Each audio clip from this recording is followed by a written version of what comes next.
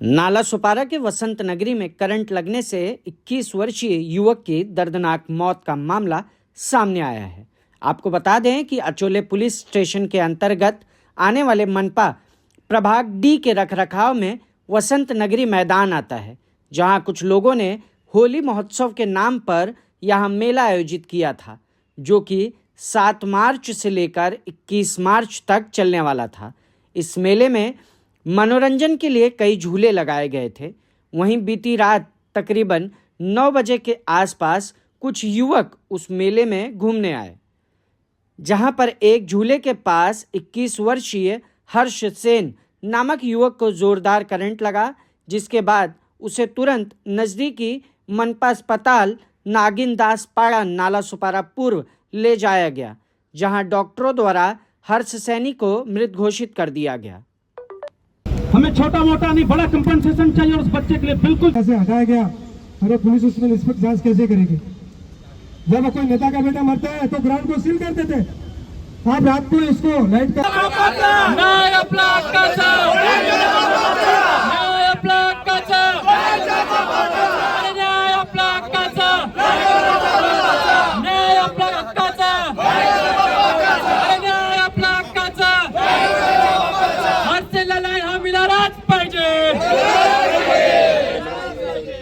बता दें कि हर्ष नाला सुपारा पूर्व संयुक्त नगर में रहता था।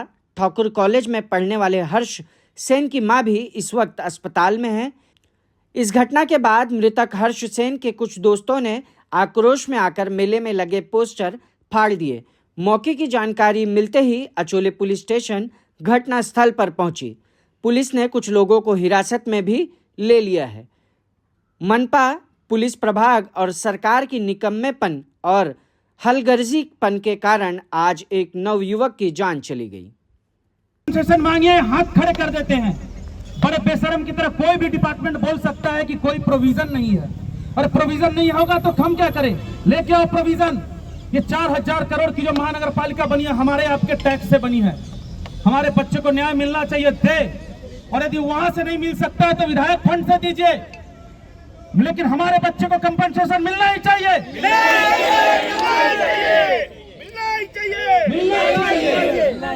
अभी दोस्तों, यदि उधर भी नहीं होता है तो अर्बन डेवलपमेंट का जो डिपार्टमेंट है एकनाथ शिंदे साहब का, वो भी तो हमारा ही है। हम देश के नागरिकों से कहना चाहूंगा, एक सामाजिक आंदोलन है। सभी लोग यहाँ पे आए हैं। वसंत नगरी के सारे लोग हमारे साथ उपस्थित है। 36 कौम के लोग सारे उपस्थित है। हज के सारे दोस्त लोग हमारे साथ उपस्थित है। ठाकुर कॉलेज से भी यहाँ पे लोग आए हैं। तो ये मुद्दा कैसे स्टार्ट होता है, सबसे पहले इस पे हमें जाना चाहिए। अगर ये मेला ही नहीं लगता तो हमारा हर्ष जाता ही नहीं हमारे बीच में। और ये मेला इसके लिए गया क्योंकि ग्राउंड ये वसंत रखने वालों का नहीं था। सबसे पहली बात, महानगर पालिका ने षड्यंत्र रच के इनसे इनका ग्राउंड छीना, उसको कमर्शियलाइज किया और इस वजह से हमारे दोस्त की मृत्यु हुई। 17,000 डीएमसी बूम करने लिया नगर पालिका से, और अंदर द टेबल कितना लिया वो बताओ ना, वो बताओ। पूरा एआई टेक्नोलॉजी इंडिया में, इसका लाई डिटेक्टर टेस्ट कराओ, नार्को टेस्ट कराओ, कितना पैसा खाया उसने। और अभी हमको न्याय चाहिए, तो हमने हमारी ये लड़ाई शुरू है। हर्ष हमारा भाई था, इसके लिए हम लड़ रहे, इधर और कोई विषय नहीं है। और जैसे कि आपको पता है, आप सबने वोट दिया, हमारा हक है वोट। हम किसके लिए देते हैं कि जब भी हमारी मुसीबत है तो आप हमारे साथ में खड़े रहो। 2 बिल्डिंग छोड़ के यहाँ पे रहते हैं। और जब हमसे पूछा गया कि उनका अधिवेशन चालू था, इसके लिए एमएलए हमारी यहाँ पे आई नहीं। मैं एक बात पूछता हूँ, अगर वो एमएलए का बेटा यहाँ पे रहता तो जातीय अधिवेशन में आप बताइए। अगर वही स्नेहा दुबे मैम का बेटा अगर मयंक दुबे के साथ अगर कुछ हंसता होता तो स्नेहा दुबे मैम इधर आती क्योंकि उनके बेटा है। ये भी हमारा भाई है, ये एक आम आदमी का बेटा है। लेकिन सुनिए, और हम सब आम आदमी है, हम कोई बड़े लोग नहीं है। हम इसके लिए लड़ने आए, और जब तक कोई कोर्ट में जाए, कितने दिन लड़ाई चले, हम सब भाई मिलकर लड़ेंगे। और डीएमसी भूमकर की हमारी मांग ये है, डीएमसी भूमकर को सस्पेंड नहीं, डिसमिस करना चाहिए। इस व्यक्ति की वजह से हमारा दोस्त ने हमने गवाया है, और हम ये सहन नहीं कर सकते। हम स्टार्टिंग से कोशिश कर रहे हैं, सबको एकत्र कर रहे हैं। मैं सबका धन्यवाद देना चाहता हूँ, वसंत नगरी वालों का और सारे दोस्तों का और सारे मीडिया का। इस विषय को हमें सबसे आगे लेके जाना है, और नगर पालिका से कंपनसेशन चाहिए, महावितरण से भी कंपनसेशन चाहिए, और अमित कुमार तिवारी को जेल होनी चाहिए। अगर अमित कुमार तिवारी अभी तक फरार है, ऐसा कि सुनने में आ रहा है, अगर यही कोई मंत्री का बेटा होता तो ऑर्गेनाइजर 2 घंटे के अंदर पुलिस उसको अंदर डाल देती। 2 घंटे के उसको अंदर डाल देती। पुलिस उसको अरेस्ट क्यों नहीं कर रही है? शासन क्या कर रहा है? हम टैक्स भरते हैं, हमारा अधिकार है बोलने का, हम बोलेंगे। ये सब हमारे सर्वेंट है, हम मालिक है। ये सुन के लीजिए, हमारे टैक्स से आपको पगार मिलता है सबको, तो हम मालिक हुए, आपको सुनना पड़ेगा। और जब तक इनको न्याय नहीं मिलेगा ये लड़ाई जारी रहेगी। आज इसका पहला पड़ाव है, अगला पड़ाव और भयंकर होगा।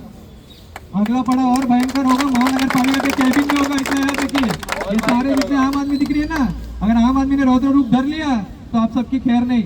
अधिकारियों को सबसे बोल रहा हूँ मैं, डीएमसी भूमकर जी आपसे बोल रहा हूँ, नगर पालिका अनिल कुमार पवार सर, इनको डिसमिस कीजिए, वरना अगला अंजाम बहुत बुरा होगा। यही कहूंगा और हम न्याय लेके रहेंगे। जय हिंद, जय महाराष्ट्र।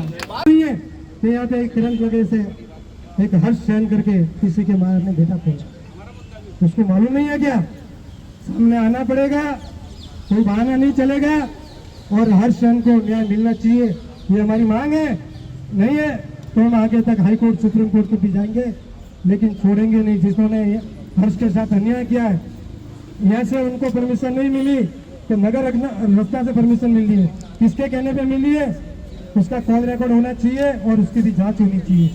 और हर्ष के लिए हमारी समाज सक्षम है, हर चीज से मारवाड़ी समाज ऐसे भी आगे रहती है।